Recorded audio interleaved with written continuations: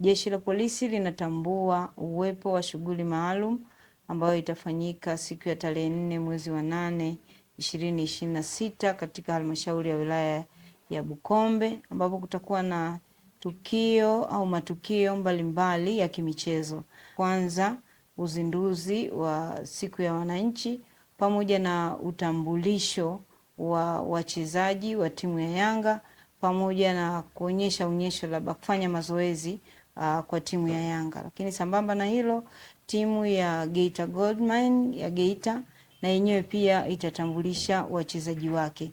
Na baada ya tukio hilo kutakuwa na mechi ya kirafiki kati ya Geita Gold FC pamoja na Pamba Jiji FC.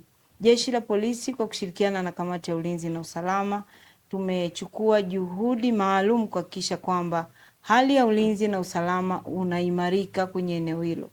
Jeshi la Polisi limejipanga vizuri na nitoe onyo kwa yoyote ambaye ana nia mbaya kwenye tukio hili.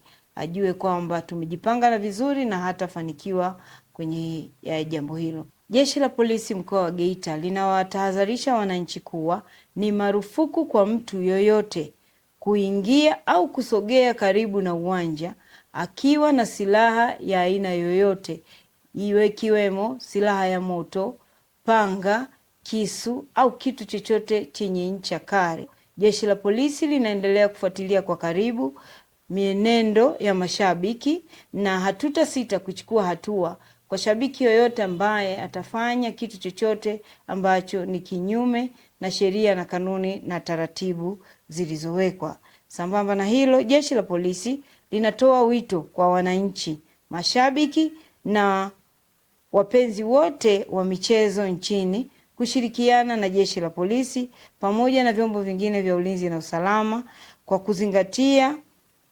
tahadhari na maelekezo yote ambayo tunaendelea kuyatoa mara kwa mara kabla, wakati na baada ya tukio hili kubwa, ili kuhakikisha kwamba tukio hili linapita kwa amani, utulivu na usalama.